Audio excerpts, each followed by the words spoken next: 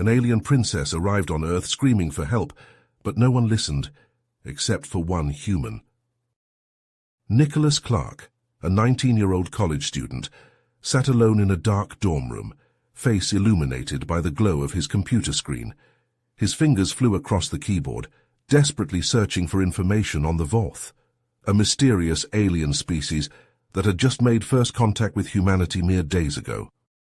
Princess Rigel, heiress to the Voth throne, had arrived in a damaged spacecraft begging for asylum. She claimed her people were planning a massive invasion of Earth to conquer and subjugate the human race as they had done to countless other civilizations across the galaxy.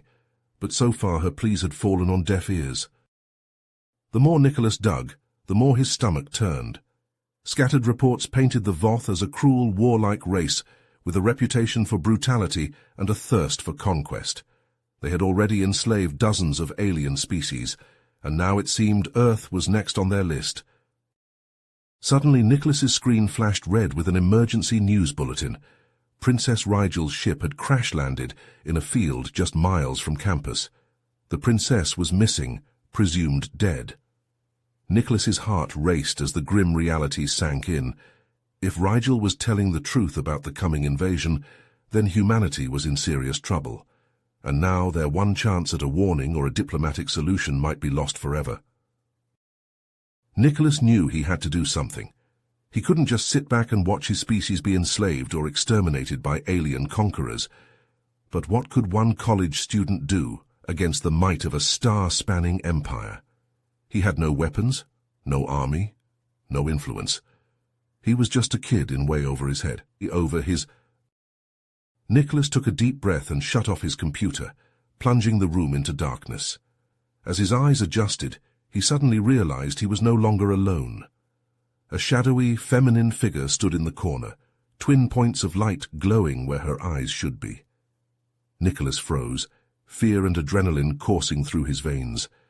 The figure stepped forward, and Nicholas found himself face to face with Princess Rigel herself, very much alive. She had a desperate, pleading look on her face. "Please," she whispered, her voice trembling. "You're my only hope. No one else will help me, no one else believes me. But someone has to stop the invasion before it's too late. Will you help me, before your people share the fate of mine?" Nicholas leapt up from his seat, pulse racing as the shadowy figure limped into view. The dim light revealed a battered and bleeding Princess Rigel, her once immaculate white dress shredded and soaked with dark cobalt blood. She took a faltering step and collapsed, Nicholas rushing to catch her before she hit the ground. The princess was shaking, her breaths coming fast and shallow. "Please." Rigel's voice was hoarse, barely above a whisper. Her hand clutched desperately at Nicholas's sleeve. "You have to help me. No one else will listen. They can't be trusted." Nicholas hesitated, mind reeling. Hiding an alien princess would be insane, reckless. If he was caught, it would mean expulsion at best, prison at worst. But the raw terror in Rigel's eyes, the urgency in her plea. Against his better judgment, Nicholas found himself nodding. Okay, I'll help you, but we can't stay here." Moving as quickly and quietly as possible, Nicholas half-carried, half-dragged the injured princess through the darkened halls, sticking to back stairwells and service corridors to avoid being seen. He shouldered open a rusted metal door, helping Rigel into the cramped, dusty maintenance room hidden in the university's sub-basement. It was a dank, forgotten space, lit only by the eerie red glow of exit signs. As he lowered Rigel onto an old cot, the princess hissed in pain, fresh blood seeping through her tattered gown. Nicholas searched the room, finding a first aid kit and a few bottles of water. He did his best to clean and bandage her wounds, his hands shaking. "The Voth!" Rigel grimaced as Nicholas tied off a bandage. "My people, they're coming. And when they arrive, they will lay waste to your planet. Your people will be enslaved, your resources plundered." Nicholas felt his blood run cold. "Enslaved? But why? What do they want with us?"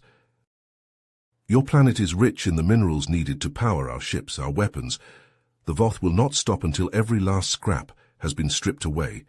But there may still be a way to prevent this, a way to stop the invasion. before it begins. Rigel struggled to sit up, her face ashen. There is an ancient Voth artifact, hidden somewhere on your world. If we can find it, we may be able to... A deafening boom cut her off, the room shaking as dust rained down from the ceiling. Nicholas scrambled to the door, peering out through the crack. He staggered back, eyes wide with horror. A massive alien ship hovered low over the campus, the downdraft from its engines flattening trees and sending debris flying. Bolts of searing energy rained down from its underside, blasting craters in the quad, setting buildings ablaze. Students ran in all directions, screaming, trampling each other in their haste to escape. Strange insect-like creatures were pouring out of the ship on glowing beams of light, dropping to the ground in a skittering swarm.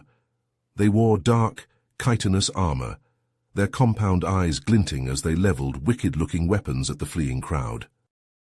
The attack had begun. The Voth were here. Nicholas slammed the door, his heart threatening to beat out of his chest. Rigel looked up at him, her face a mask of dread. "We have to go now. The artifact is our only chance."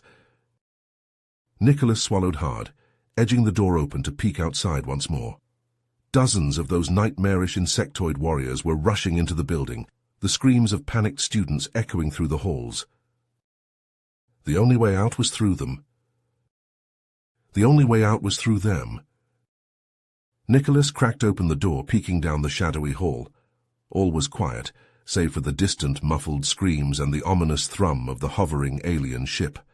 He turned back to Rigel, his voice low and urgent. "We need to move now. Stay close and stay quiet." The princess nodded, her face pale but determined.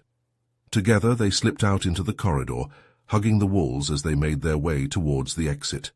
The emergency lights flickered overhead, casting eerie shadows that seemed to reach out for them. Suddenly Rigel froze, her eyes wide with terror. She clutched at Nicholas's arm, her fingernails digging into his skin. He followed her gaze, his breath catching in his throat. There at the end of the hall stood a hulking figure. It was unmistakably Voth, its dark segmented armor glinting in the low light. The creature let out a bone-chilling shriek, its mandibles clicking as it lunged towards them with inhuman speed. Nicholas reacted on instinct. He shoved Rigel behind him and grabbed the nearest object, a fire extinguisher bolted to the wall. With a grunt, he wrenched it free, swinging it with all his might, just as the Voth soldier reached them. The extinguisher connected with the side of the creature's head with a sickening crunch. The Voth staggered, its compound eyes going dark as it crumpled to the ground, twitching. Nicholas stared at the extinguisher in his hands, shocked by his own strength. He had never been particularly athletic, but that blow should have barely fazed a creature of that size. Rigel placed a hand on his shoulder, her voice low and urgent. "Your son," she whispered. "The radiation from your yellow star, it gives your kind incredible abilities. Strength, speed, resilience. My people knew this, but they didn't think you had unlocked this potential. It's the one thing they fear." Nicholas looked at her, realization dawning. If what she said was true, then maybe humanity stood a chance after all, but first, they had to get out of here. They reached the parking lot without further incident, the chaos of the invasion providing ample distraction. Nicholas fumbled with his keys, his hands shaking as he unlocked the car. They climbed in and he gunned the engine, tires squealing as they sped away from the embattled campus. In the rearview mirror, Nicholas could see the Voth ship looming over the university, its dark hull blotting out the sky. Smaller craft buzzed around it like angry hornets, strafing the ground with bolts of searing light. The radio crackled with panicked reports of similar attacks happening all over the globe. "Where are we going?" Nicholas asked, his knuckles white on the steering wheel as he swerved to avoid a burnt-out vehicle. "How do we stop this?" Rigel leaned forward, her voice low and intense. "The artifact I mentioned, the one hidden on your planet. It's a weapon, an ancient Voth device of unimaginable power. It was sealed away during a great civil war, its location erased from our history. I only learned of it by chance. piecing together scraps of forbidden knowledge. Nicholas felt a chill run down his spine. What kind of weapon are we talking about here? The princess met his gaze, her eyes haunted. A planet killer, a device capable of destroying an entire world. And if the Voth find it first, they will use it to hold your planet hostage, or to reduce it to ashes. Nicholas's blood ran cold.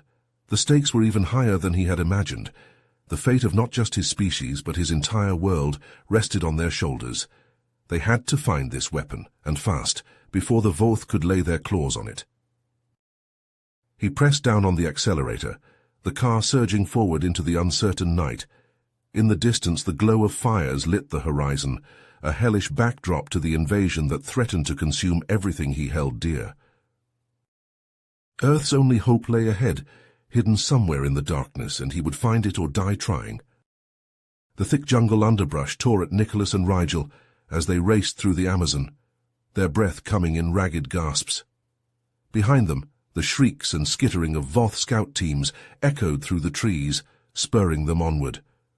The dense foliage was both a blessing and a curse, providing cover, but also slowing their progress.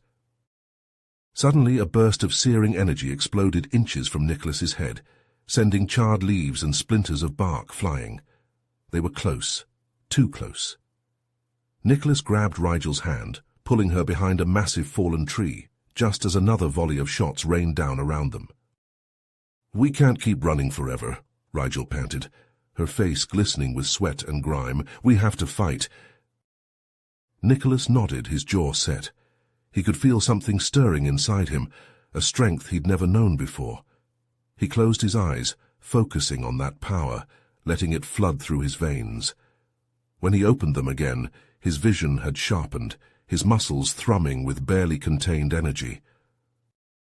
He stood, stepping out from behind their makeshift shelter. The Voth warriors had caught up, their dark forms emerging from the shadows of the trees. Their leader, a hulking brute with a wicked scar across his chitin plating, let out a guttural roar, leveling his weapon at Nicholas. But Nicholas was already moving. He leapt, soaring through the air with impossible speed. The Voth fired, their shots sizzling past him, but he paid them no heed. He slammed into the leader with the force of a freight train, sending the creature flying back into the undergrowth. The other Voth swarmed him, their claws and energy blades slashing at his flesh. But their blows glanced off him like raindrops, leaving no mark. Nicholas lashed out, his fists crushing armor and shattering bone with each blow. He moved like a whirlwind, unstoppable, indomitable. And yet, for all his newfound might, the Voth kept coming. For each one he felled, two more seemed to take its place. They pressed in around him, their weight threatening to drag him down. Nicholas felt his strength beginning to flag, his invulnerability starting to fail. Just as he thought he might be overwhelmed, a hail of arrows whistled from the trees, each one finding its mark in a Voth eye or weak point in their armor. The creatures screamed, falling back in disarray. From the jungle burst a band of indigenous warriors, their bodies painted with vivid colors, their faces fierce and proud. At their head strode a young man, his eyes blazing with purpose. He raised his bow in salute to Nicholas. "I am Amaru," he said, his voice deep and resonant. "We have been waiting for you, Star Child. For generations my people have guarded the secret of the sky weapon, waiting for the one who would come to claim it." Nicholas stared at him, dumbfounded. I don't understand. How did you know?" Amaru smiled enigmatically. "The prophecy spoke of a man from beyond the stars and a princess of the sky. Together they would face the great evil and save our world." He turned, gesturing for them to follow. "Come, the temple is not far, but we must hurry. The enemy will not be far behind." They followed Amaru deep into the jungle, the sounds of pursuit fading behind them.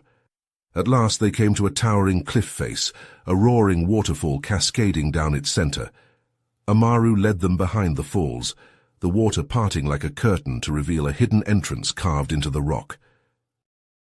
Inside was a vast chamber, its walls covered in intricate Voth hieroglyphs. At the center, on a pedestal of shimmering metal, rested a small, clear crystal. It seemed to pulse with an inner light, drawing Nicholas forward with an almost magnetic pull. He reached out, his fingers closing around the cool, smooth surface of the crystal. It thrummed in his grasp, power coursing through him like an electric current. "At last," a cold voice echoed through the chamber. "The Voth crystal, the most powerful weapon in the known universe, and you've led me right to it." Nicholas spun, crystal in hand. From the shadows stepped a towering figure, his dark armor adorned with symbols of rank and conquest. At his side stood a phalanx of elite Voth warriors, their weapons trained on Nicholas and Rigel. "Emperor Zorgon, I presume," Nicholas said, his voice steady despite the fear churning in his gut. The Voth leader grinned, his pointed teeth glinting in the dim light. "In the flesh. I must thank you, human. You've saved me quite a bit of trouble. Now, hand over the crystal, and I may let you live to see your world enslaved, rather than simply destroying you here and now." Nicholas glanced at Rigel, seeing his own grim realization mirrored in her eyes. In their haste to find the weapon, to keep it out of Zorgon's claws, they had led him straight to it. The weight of the crystal seemed to double in Nicholas's hand, the fate of not just Earth, but the entire galaxy pressing down upon him. He had the power to stop Zorgon here and now, but at what cost? If he used the weapon, would he be any different than the Voth, using might to impose his will upon the universe? He locked eyes with Rigel, a silent understanding passing between them. They had started this journey together, and that was how they would finish it, no matter what came. Nicholas turned back to Zorgon, his grip tightening on the crystal. He could feel its power surging through him, begging to be unleashed. The Voth Emperor took a step forward, his grin turning predatory. "Last chance, boy," Zorgon growled. "Give me the crystal." Nicholas raised the crystal high, the choice clear in his mind. He would not let Earth fall. He would not let the galaxy suffer under Voth tyranny. No matter the cost, no matter the sacrifice, he would end this here and now. The crystal flared with blinding light, raw energy crackling across its surface and up Nicholas's arm. He felt the power build to a crescendo, the very fabric of reality straining at its seams. Zorgon's eyes widened in sudden understanding, in dawning horror. He lunged forward, a desperate cry on his lips, but it was too late. Nicholas released the power, and the world went white. The temple shook as Nicholas, Rigel, Amaru, and the indigenous warriors clashed with Emperor Zorgon and his elite guard in a desperate final stand. Energy blasts scorched the ancient stone, arrows flew in deadly arcs, and the ring of steel on chitin echoed through the chamber. Nicholas fought with the strength of 10 men, his fists smashing through Voth armor like paper, but for every soldier he felled, another seemed to take its place. Slowly, inexorably, they were driven back, the enemy pressing their advantage. Amaru cried out as a blast caught him in the chest, sending him tumbling to the ground. Rigel dragged him to safety behind a crumbling pillar, but the toll was mounting. One by one the brave warriors fell, until only Nicholas stood between Zorgon and the crystal. The Voth Emperor laughed, a cruel, grating sound. "You fight well for a primitive boy, but it ends here." He lunged for the crystal, his claws outstretched. Time seemed to slow as Nicholas watched those terrible talons close around the artifact, the key to Earth's salvation or damnation. In that instant he made his choice. Nicholas dove forward, his hand closing around the crystal a heartbeat before Zorgon's. The Emperor snarled in rage, but Nicholas was already moving. He pressed the crystal to his chest, feeling its power surge through him like a bolt of lightning. It was agony and ecstasy, fire and ice, the birth and death of stars.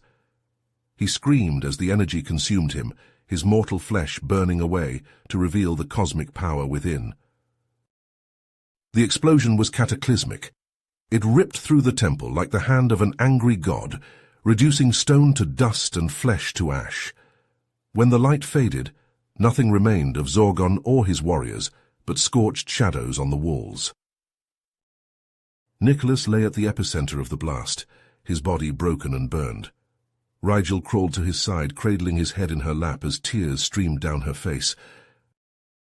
"You did it," she whispered. "You saved us all."